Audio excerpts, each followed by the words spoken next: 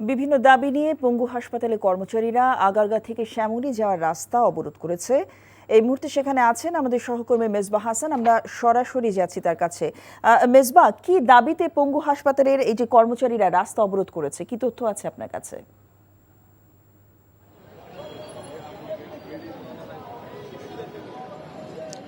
জিসেন্তা একটু জানিয়ে রাখি, আধা ঘন্টা হলো আর কি, প্রায় 30 মিনিট যাবৎ হাসপাতালে অবস্থান নিয়েছে শিক্ষার্থী এবং হাসপাতালের কর্মীরা।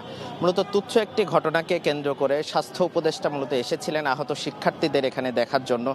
এবং প্রথমত স্বাস্থ্য উপদেষ্টা এসে হাসপাতাল কর্মচারীদের নিয়ে কিন্তু প্রথম 1 থেকে 1.5 ঘন্টা যাবৎ তাদের সাথে মত বিনিময় করেছেন এবং তারপরে যখন আহত শিক্ষার্থীদের দেখতে গিয়েছেন, আন্দোলনে আহত শিক্ষার্থীদের দেখার পরে তিনি যখন গণমাধ্যমের সাথে কথা বলতে এসেছিলেন তখনই মূলত তিনি পাকড়াওয়ের শিকার হন এবং সব শিক্ষার্থীদের সাথে তিনি দেখা করতে পারেননি। যে সকল শিক্ষার্থীদের সাথে তিনি দেখা করতে পারেননি, এখানে মূলত 2টি তলা নিলে আহতরা চিকিৎসা নিচ্ছেন। এক তলায় তিনি শিক্ষার্থীদের সাথে দেখা করেছেন এবং পরের যে 2য় তলায় তিনি কিন্তু সেখানে যান নাই, যার ক্ষোভের বহিঃপ্রকাশ আসলে শিক্ষার্থী। তারা যেটি দাবি করছেন যে পঙ্গু হাসপাতালে তাদের যে চিকিৎসা ব্যবস্থা, সেই চিকিৎসা ব্যবস্থায় তারা ঠিকমতো চিকিৎসা পাচ্ছেন না এবং কোনো কোনো ক্ষেত্রে তাদেরকে চিকিৎসা ক্ষেত্রে কিন্তু হচ্ছে। এছাড়া স্বাস্থ্য উপদেষ্টা তাদের সাথে কেন দেখা করতে যাননি তা নিয়েও প্রশ্ন তুলেছেন।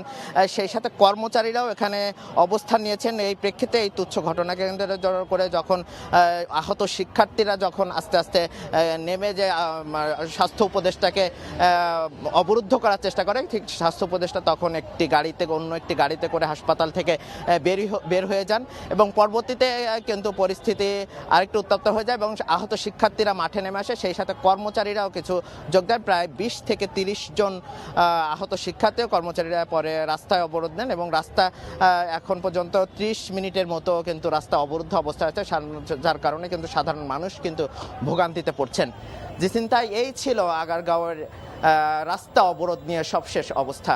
এবং একটু আগেই কিন্তু পুলিশ কর্মকর্তারা এসেছেন এবং র্যাব এসেছেন, তাদের সাথে কথা হয়েছে শিক্ষার্থীদের এবং তারা এখন পর্যন্ত তাদের সাথে পর্যন্ত কোনো সিদ্ধান্তে আসতে পারেননি। এখন পর্যন্ত পরবর্তীতে আবার কিন্তু অবস্থান নিয়ে কিন্তু রাস্তা অবরোধ করে রেখেছেন।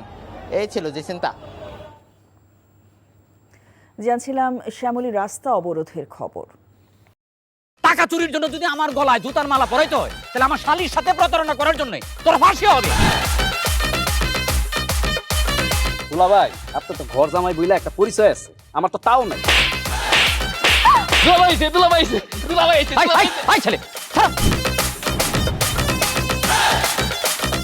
রাজনৈতিক ফ্যামিলির মেয়ে হয়ে ওই কাজ করবে। যারে পাবো আরে পিটাবো, রক্তের নেশায় ধরছে, রক্তের নেশায়, কাঁচা রক্তের নেশায় ধরছে। তোমার এই পলিটিক্স আমার বাম পকেটে থাকে। পাতুদের বউরে ঝামেলা পাকাই। এই বেটাই, আমি তখন বিয়ে করিনি। এবার 2টার আমি গুলি করে মারু। মাসুদরা কোনোদিন ভালো হয় না। আপনার পোশাক আশাক দেখে কিন্তু আপনার তালুকদার বংশের লোক মনে হয় না আব্বা, আপনার মনে হয় যে আপনি ফকির বংশের লোক।